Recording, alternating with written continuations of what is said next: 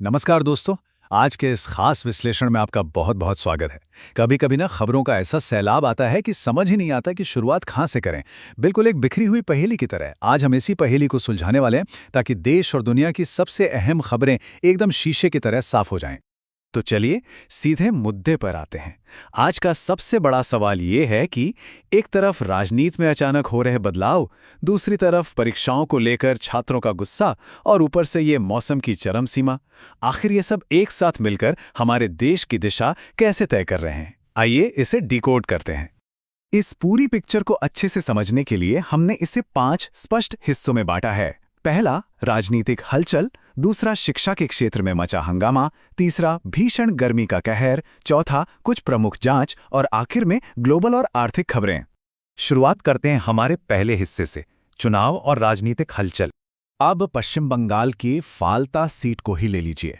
यहां से दो बिल्कुल अलग कहानियां सामने आ रही हैं। एक तरफ टीएमसी प्रमुख ममता बनर्जी का गंभीर आरोप है कि ईवीएम में धांधली हुई है और उन्हें काउंटिंग सेंटर से बाहर कर दिया गया। और ठीक इसके उलट बीजेपी इसे एक ऐतिहासिक जनादेश बता रही है। उनका दावा है कि उन्होंने करीब 1,90,000 वोटों से शानदार जीत दर्ज करके डायमंड हार्बर मॉडल को खत्म कर दिया है।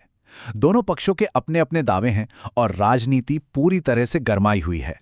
राष्ट्रीय स्तर पर भी गोटियां तेजी से बिछाई जा रही हैं, रणनीतियां बन रही हैं। ममता बनर्जी ने लंबी रेस के लिए जून के पहले हफ्ते में ही इंडिया गठबंधन की बैठक बुला ली है। वहीं सत्ता पक्ष भी पीछे नहीं है। दिल्ली में गृह मंत्री अमित शाह ने आदिवासी समुदायों को पूरा भरोसा दिलाया है कि समान नागरिक संहिता यानी यूसीसी से उनकी संस्कृति को रत्ती भर भी खतरा नहीं है। और ये देखिए कि राज्य सरकारें आने वाले वक्त के लिए कैसे अलर्ट मोड पर हैं। यूपी में मुख्यमंत्री योगी आदित्यनाथ ने बकरीद को लेकर एक हाई लेवल मीटिंग की है। निर्देश एकदम सख्त हैं। प्रतिबंधित पशुओं की कुर्बानी पर पूरी तरह से रोक, संवेदनशील इलाकों में एक्स्ट्रा पुलिस फोर्स की तैनाती और अफवाहों को उड़ने से रोकने के लिए सोशल मीडिया पर पैनी नजर। ये दिखाता है कि प्रशासन कितना प्रोएक्टिव है। चलिए अब आगे बढ़ते हैं हमारे दूसरे विषय की तरफ, शिक्षा क्षेत्र में हो रहा हंगामा।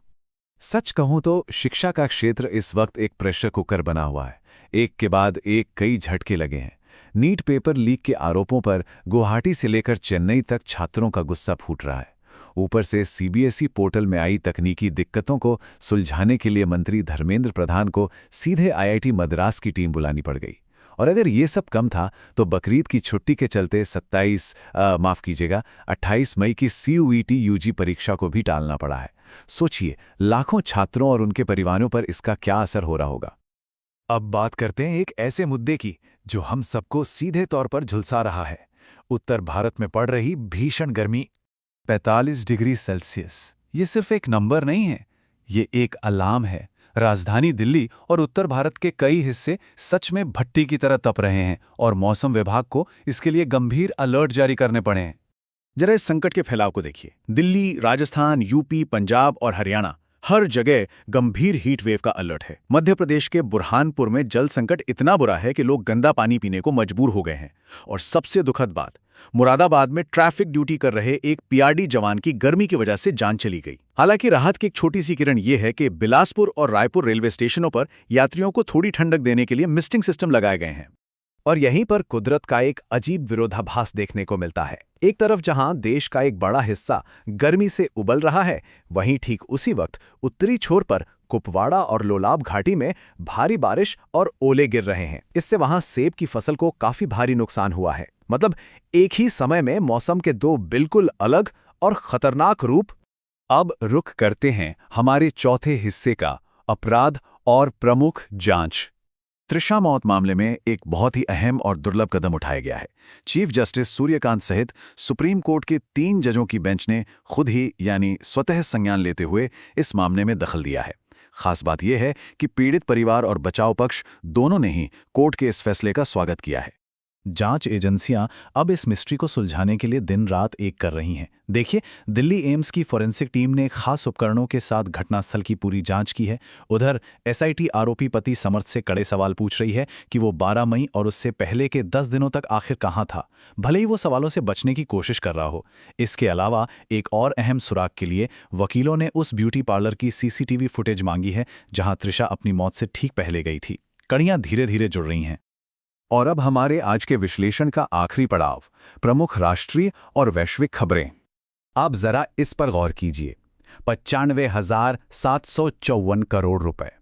रिलायंस इंडस्ट्रीज ने वित्तीय वर्ष 2025-26 के लिए इतना भारी भरकम शुद्ध लाभ दर्ज किया है।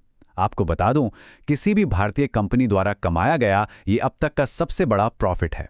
हमारी इकोनॉमी के लिए ये वाकई एक बहुत बड़ा माइलस्टोन है।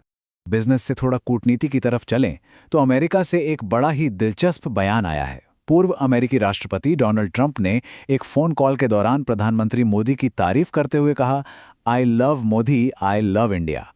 ये एक छोटा सा वाक्य है, लेकिन ये दोनों देशों के बीच की मजबूत कूटनीतिक और व्यक्तिगत केमिस्ट्री को बहुत अच्छे से दर्शाता है।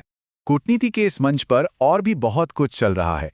एक तरफ अमेरिकी विदेश मंत्री मार्को रूबियो ने हमारे विदेश मंत्री एस जयशंकर के काम की जम के तारीफ की है, लेकिन दूसरी तरफ ग्लोबल टेंशन भी बनी हुई है।